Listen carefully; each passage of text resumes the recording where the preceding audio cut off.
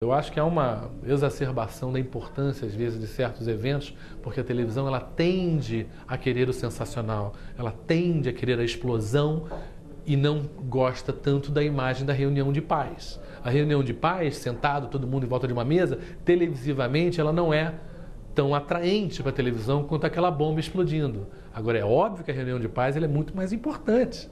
E a televisão muitas vezes não consegue distinguir qual é o importante do qual é o sensacional e tende mais a escolher o sensacional em vez do importante.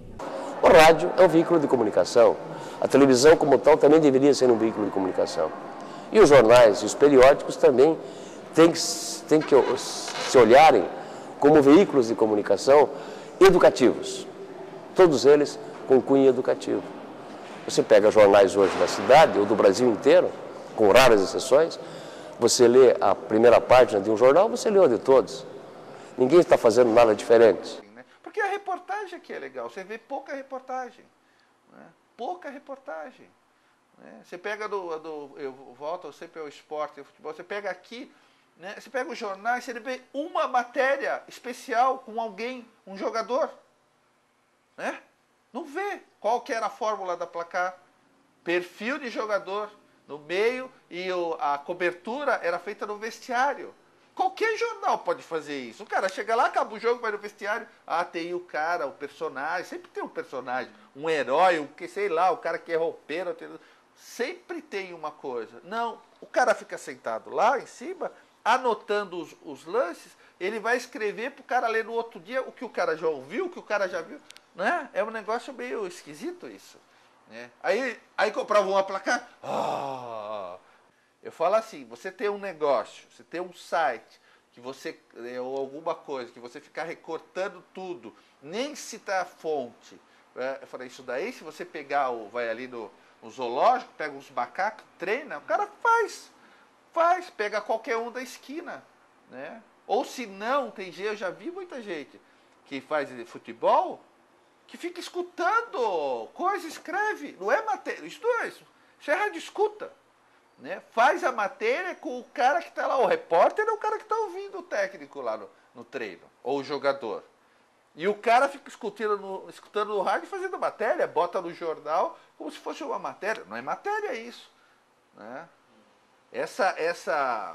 Vamos dizer, passividade é um horror. Eu, num dia, transmitindo um jogo de futebol, eu vivi uma experiência que me foi dada depois que eu li a autobiografia do Samuel Weiner, grande jornalista que foi proprietário do jornal Última Hora, no Rio de Janeiro. Né?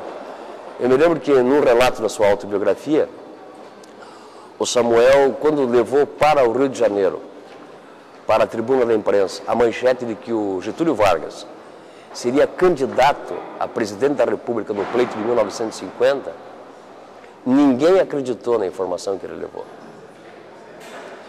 Mas o polo gerador da notícia da eleição presidencial daquele ano estava orbitando entre São Paulo e Minas Gerais, na famosa política café com leite que se consagrou no país. E ele, num tino de jornalista, ele foi para o Rio Grande do Sul e foi lá na fazenda do Getúlio, em São Borja, e entrevistou o Getúlio Vargas e percebeu, na conversa que ele teve com o Getúlio, que o Getúlio voltaria para ser candidato agora eleito à presidência da República, e não por via de um golpe, de uma revolução como foi em 30. Eu me lembrei desse fato uma noite, na Vila Capanema, num jogo pela Copa do Brasil entre Paraná e Portuguesa de Desportes. De repente deu uma pane no sistema de iluminação da Vila Capanema. E o jogo parou e todos os repórteres iam para o árbitro perguntar qual era o procedimento, iam no representante, entrevistavam o técnico da Portuguesa, que era o Olivir Coupe, o técnico do Paraná Clube, que, se não me engano era o Tacílio Gonçalves, o Rubens Minelli, e falavam com os supervisores, com não sei o que. Eu estava na cabine da Rádio Cidade, fazendo um posto nesse jogo, porque a transmissão estava no estádio Joaquim Américo, num jogo do Atlético, ao comando. Eu desci da cabine e fui procurar o eletricista do estádio. Pois se a pane era no sistema elétrico, a melhor resposta está na mão do homem que faz a manutenção. Encontrei o seu seu José, nós chamávamos de Zé. Perguntei a ele, o nível do problema, ele falou, isso é uma coisa que não tem nada a ver com o estádio. É um problema externo na caixa de tomada de energia e depende da Copel e essa luz só vai voltar amanhã. Eu voltei para a cabine e dei a informação. Eu lembrei do Samuel Weiner. Nem sempre a notícia está aonde o grupo todo está procurando, mas aonde a resposta tem que ser procurada. Então, eu aprendi na autobiografia do Samuel Weiner algo para a minha vida prática.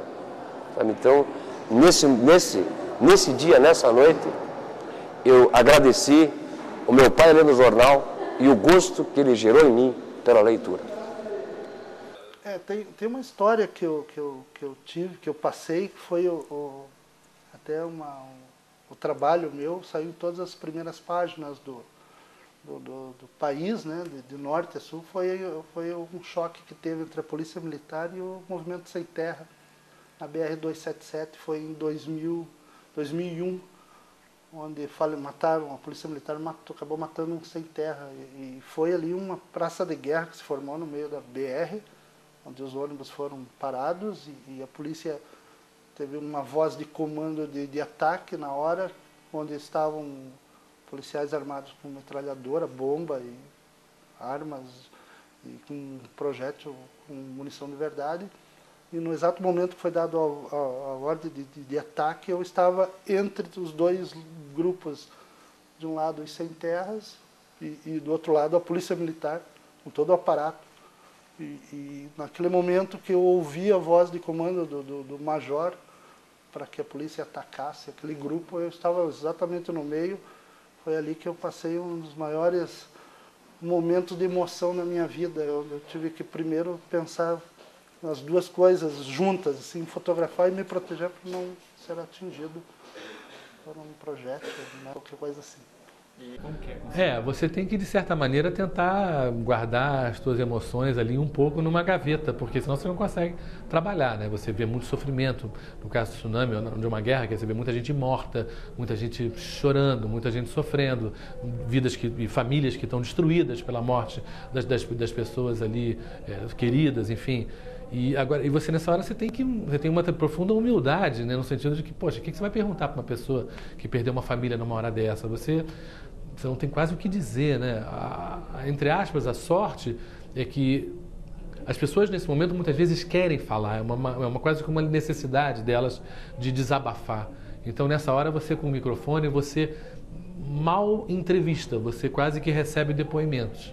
E agora o Sérgio, a gente ficou muito chocado com as coisas que a gente viu, sem dúvida, isso te afeta muito. Quer dizer, eu sou tremendamente contra a ideia do repórter herói. Eu acho que o repórter não é herói. Heróis são as pessoas que estão nos lugares, que vivem nesses lugares, que passam por essas situações e que não tem como sair. O repórter, mal ou bem, ele vai para lá porque quer, vai embora quando quer, e é muito diferente da situação da pessoa que mora lá.